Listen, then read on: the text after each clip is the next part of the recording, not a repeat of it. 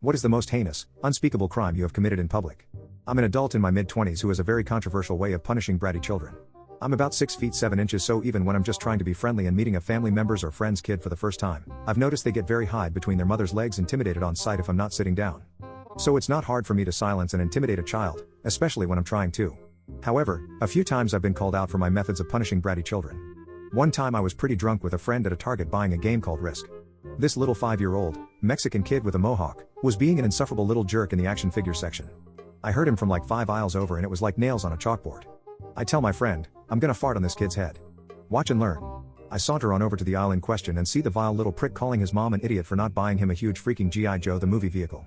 His mom pleads with him saying, I already bought that one for you and you broke it by throwing it down the stairs. He says, shut up. I need it. It's the only one I don't have now. The mother was younger than me and in her early 20s. She gave a defeated look and said, I don't have enough money right now. He says, you are an idiot, and continues to just berate and publicly shame this woman. At the time, I was on a strict Chipotle carnitas burrito diet. And while I was watching all this, my stomach gave me an initial warning gurgle, telling me I was about an hour away from punishing the toilet. It was as if I had found my calling and purpose in the world. I inch a bit closer to my prey, inspecting some wrestling toys and pondering the weird homoeroticness of the whole sport in general. The kid shouts, screw you, I hate you. The mom rolls her eyes and turns her back to the kid to ignore him.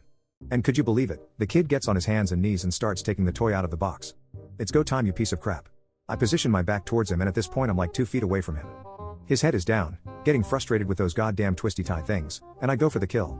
I bend down to reach for the one of the toys on the lower shelf. At this point, my butt is inches away from this kid's head. Now, generally speaking, the best way to go about this is to act casual, drop your belly bomb, then walk away after a few seconds like nothing is out of the ordinary. I usually go one aisle over and listen to the kid's reaction and delight. However, today I couldn't help myself. I have my head tilted back looking at this kid out of the corner of my eye, to ensure accuracy. I'm so close that from a distance it looks like I'm about to sit on him.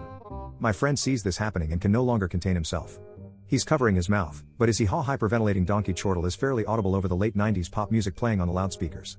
The kid immediately looks up towards the laughter, but can't help but notice there is a butt now directly in his face. Now, I'm trying not to laugh but also panicking as I just made eye contact with him.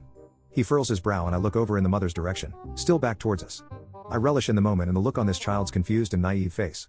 The initial blast was mighty and boisterous. I swear I saw his hair blowing in the wind. If I wasn't wearing jeans, I think it could have probably blown over an empty soda can. I would call it a very fun fart. However, what immediately followed after I let it out of the chamber was truly horrifying. The fart's implication changed without notice and swiftly. It went from a joyous, dry air horn squeal to a nefarious, hissing mephitis.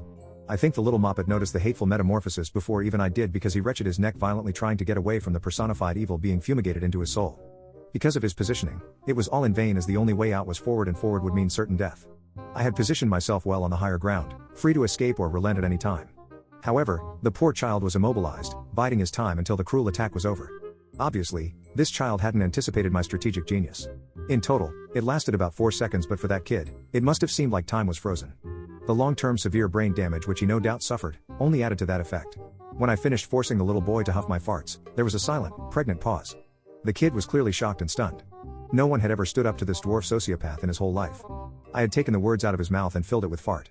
I make my move first, picking up the toy I was reaching for off the low shelf, take a few steps forward and stare at it for a few seconds. The only thing the kid could manage to do was burst into tears. My friend senses danger since the jig is up and his head darts for cover. The mom turns around to see her kid with an open toy, crying on the floor and me minding my own business. She walks up to him and asks what's wrong, but the kid can't speak. All he gets out is a measly fart before going back to crying. It took every fiber in my body not to laugh. I put the toy back on a middle shelf, turn around, give a final nonchalant look-see and then begin to take my exit. Sensing that his assailant was getting away scot-free, he somehow managed to compose himself for a moment. He shouts, he farted on me. I could feel him pointing at me, but I continued to act like I was just browsing. I was almost around the corner when the mom goes, excuse me. I turn around unfazed. Who? Me? While pointing to myself. Yes. Did you just fart on my son? Weighing my options, I played dumb. What? I mean, I did fart. On my son? Well, I mean, technically speaking. I mean, what is on? Why did you fart on my son? At this point the little kid has a smug look on his face, happy to see me in trouble. Screw you, I'm a man. I will fart on you if I please. I turn my attention to the little kid and stare at him, because the whole store could hear him being a little, rotten brat to his mother, so I thought I'd come over here and treat him like one. The mom looks at me, her son and the scattered G.I. Joe wrappers and box on the floor.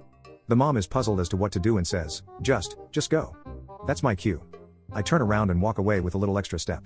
I look up to see the black orb of security cameras and all the stories online about unjustly having to register as an offender flash before my eyes. As soon as I turn the corner, I book it outside as fast as I can while dialing my friend. Like a true friend, he is right out front with the engine running in the game we had bought in the trunk. We laugh on the car ride back about the whole scene. With a slight hint of seriousness in his tone, my friend asks me, "Do you do that a lot?" "Ah, not that much. Like once every 6 months or so." We both knew I was lying.